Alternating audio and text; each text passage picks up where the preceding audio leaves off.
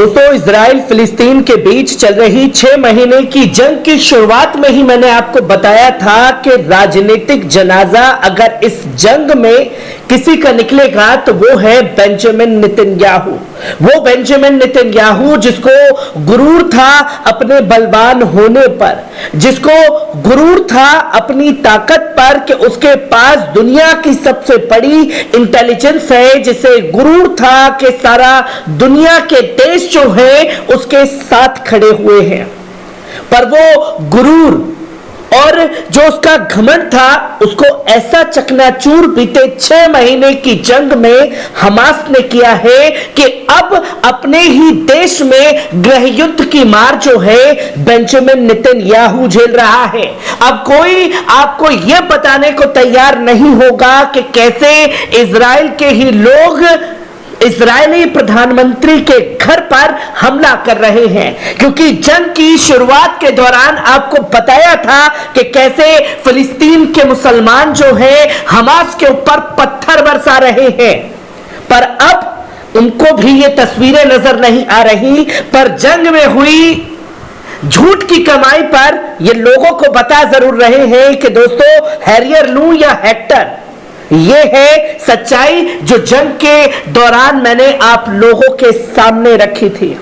और अब उसके जीते जागते वीडियो आने लगे हैं किस तरीके से प्रधानमंत्री आवास के अंदर लोग घुस रहे हैं। पहले इस वीडियो पर नजर डालिए।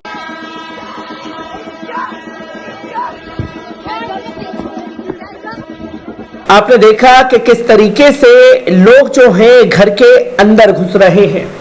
अब सेना के बीच और लोगों के बीच जो है सीधे सीधे झड़पें देखने को मिल रही हैं। और जो नजारा बेंजामिन नेतन्याहू के घर के अंदर का है, वही नजारा जो है खासतौर पर घर के बाहर है। कैसे हर जगह लोग प्रधानमंत्री के घर को घेरे हुए हैं। पहले इस वीडियो पर नजर डालिए।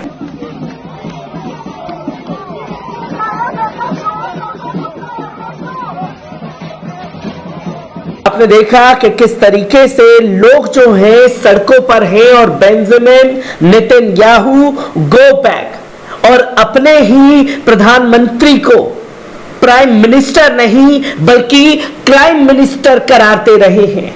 वो बता रहे हैं कि गाजा के अंदर जो मजलूम लोगों को शहीद किया गया उसके लिए भी बेंजामिन नेतन्याहू जिम्मेदार है, और जो चीजें खासतौर पर इजराइल के अंदर लोग मारे गए उसके लिए भी बेंजामिन नेतन्याहू सिर्फ जिम्मेदार है।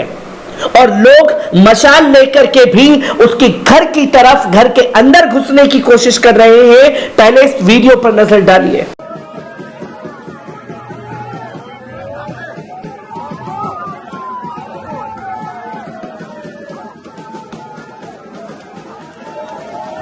आपने देखा कि किस तरीके से ये तमाम जो नजारे हैं, जो तमाम तस्वीरें हैं, वो इजराइल से सामने आ रही हैं।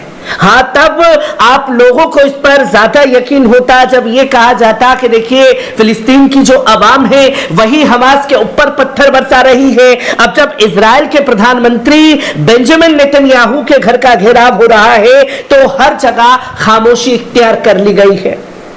और बेंजामिन नेतन्याहू के जो करीबी दोस्त हैं उनकी भी इस जंग में बुरी तरीके से फांस पड़ चुकी है। और अब सीधे तौर पर बेंजामिन नेतन्याहू अपने करीबी दोस्तों को भी फंसाने की तैयारियां कर रहा है, क्योंकि आज ही मैंने आपको बताया था कि किस तरीके से एक जो मिसाइलें हैं वो ड्रोन हमला किया गया और उस ड्रोन हमले में भारतीय मूल की महिला की भी हत्या जो है इजराइल द्वारा की गई, जिसमें जो लोग खाना पीना लेकर के भूखे फलस्तीनियों के पास लेकर के जा रहे हैं उन एड एजेंसियों के ऊपर यह बड़ा हमला किया गया।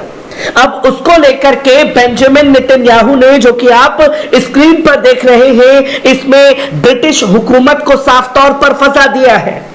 जहां यह बेंजामिन नेतन्याहू की तरफ से बयान दिया गया कि भाई हमने जो हमला किया, हमें हमले के लिए, एक्शन के लिए ब्रिटिश ने यह कहा था और ब्रिटिश की इंटेलिजेंस ने ही हमें सारी जानकारी जुटाई थी। मतलब इस जंग में हम तो डूबे हैं सनम, तुम्हें भी ले डूबेंगे, ये कहावत बेंजामिन नेतन्याहू ने साफ तौर पर दुनिया के सामने जग जाहिर कर दी है। जो मुल्क उसके साथ कंधे से कंधा मिला करके खड़े हुए थे, अब वो भी उस पर बेशुमार लानतें भेज रहे हैं कि आखिरकार किस मरदूद का इस जंग में हमने साथ दिया, जो खुद तो मर ही रहा है, साथ में हमें भी मरवाने का काम कर रहा है। ये चीजें लगातार सामने आ रही हैं और जिन्हें घमंड था अपनी सेना पर, जो ये बताते थे कि जंग में जो है अगर 50 सैनिक मरे हैं तो वो एक ही करार देते थे।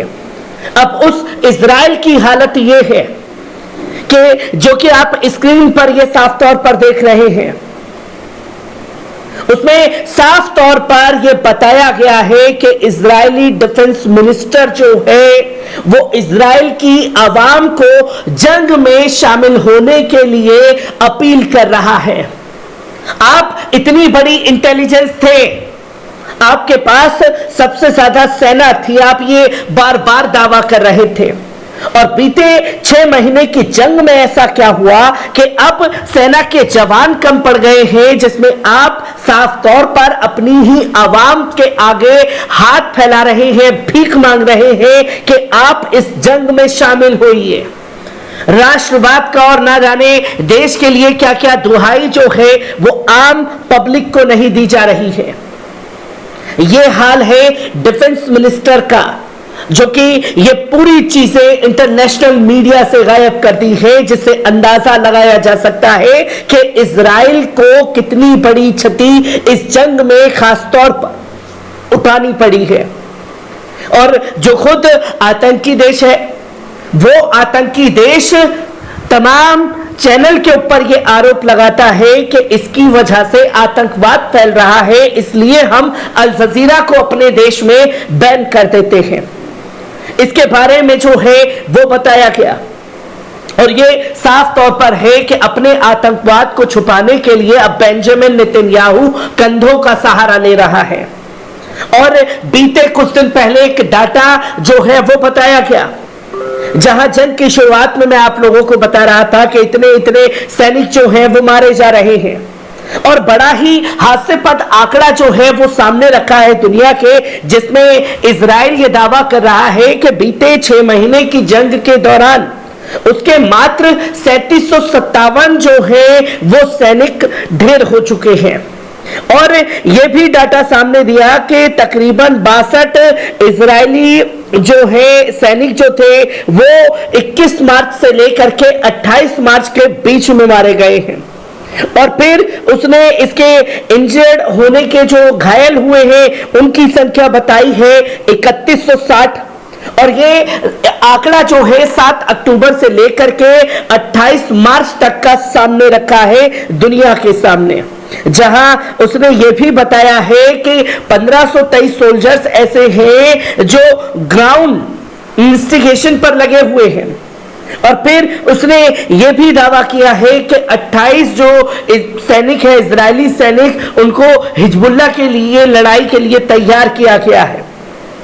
अब इस जंग में चौतरफा मार जो है वो बेंजामिन नेतन्याहू झेल रहा है, जहां हमास हिजबुल्लाह के रॉकेट बरस रहे हैं, इस्लामिक रेजिस्टेंस के रॉकेट बरस रहे हैं, और ईरान को उकसाने के बाद भी ये मार इजराइल को झेलनी पड़ेगी, और सबसे बड़ी मार अपनी आवाम से बेंजामिन नेतन्याहू झेल रहा है।